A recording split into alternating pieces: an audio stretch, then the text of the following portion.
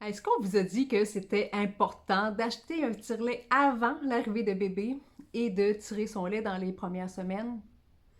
Ou peut-être qu'au contraire, on vous a dit qu'il fallait surtout ne pas le faire? C'est tellement pas évident de se retrouver, surtout que la science a évolué pas mal ces derniers temps à ce sujet.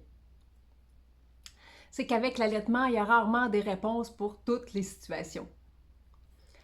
Je suis Annabelle Boucher, consultante en lactation IBCLC. Je propose des consultations en allaitement à Rimouski, une petite ville dans l'est du Québec, ainsi que des consultations virtuelles en français et en anglais.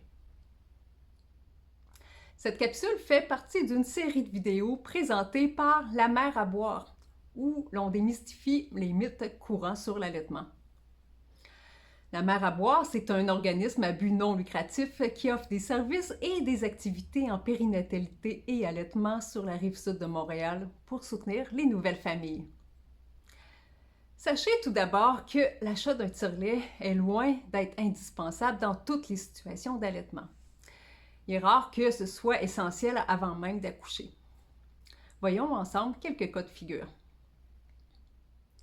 Donc, dans toutes les situations d'allaitement, c'est toujours pratique d'apprendre et pratiquer l'expression manuelle. C'est gratuit. On a toujours nos mains de disponibles. C'est efficace, mais un peu fatigant.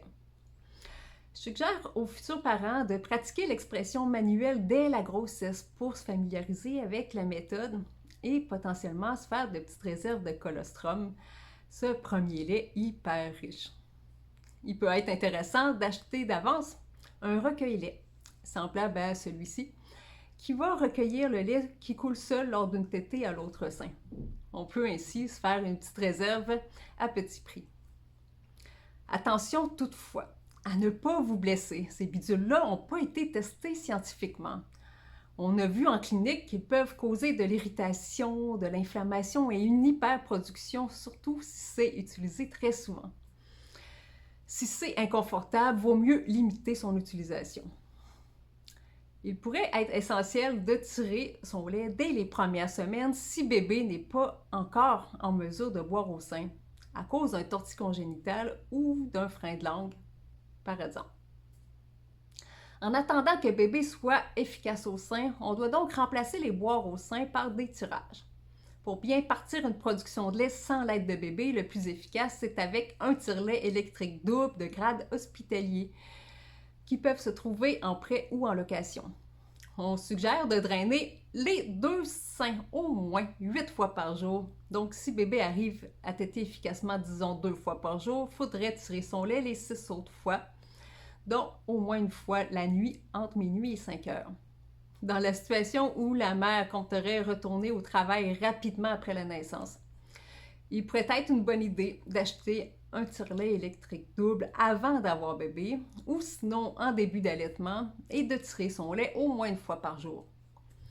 L'idée, c'est de commencer à se faire des réserves et de gagner de l'expérience avec le tire-lait et l'expression du lait. Ces mamans-là doivent souvent essayer différentes grandeurs de manchons, le truc conique qu'on met sur le sein, pour arriver à une efficacité qu'elles vont trouver satisfaisante. C'est aussi bien d'être bien préparé à retourner au travail et de contrôler au moins cet aspect-là. Autre cas de figure, si la mère produit trop de lait pour son bébé, mais que la mère comme le bébé n'ont pas de symptômes, ça pourrait être une bonne idée de tirer son lait, par exemple, pour se faire des réserves ou pour en faire don à Emma Québec pour les bébés nés prématurés et malades. Ce super lait, c'est comme un médicament pour ces bébés-là. Ça fait la différence entre la vie et la mort pour plusieurs d'entre eux. Par contre, il y a des situations où il n'est pas souhaitable de tirer son lait. Chose que nous ne savions pas encore récemment, les études nous ont montré qu'une hyperproduction de lait causée par le tirage peuvent causer plusieurs conséquences fâcheuses pour la mère comme pour le bébé. Une mère qui fait trop de lait pour les besoins réels de son bébé est à risque plus élevé de développer de l'engorgement, des canaux qui bloquent ou même des mastites. Même les recueils-laits peuvent avoir cet effet. Quand ça arrive, c'est important de diminuer le tirage et de mettre de la glace pour gérer l'inflammation. Des Advil peuvent aider aussi. Dans ma pratique, là, je vois souvent des bébés qui vont lutter contre leur mère pendant la tétée, qui s'étouffent au sein, font du reflux et des gaz, et tout ça parce qu'il y a trop de lait à gérer en même temps. C'est vraiment très désagréable.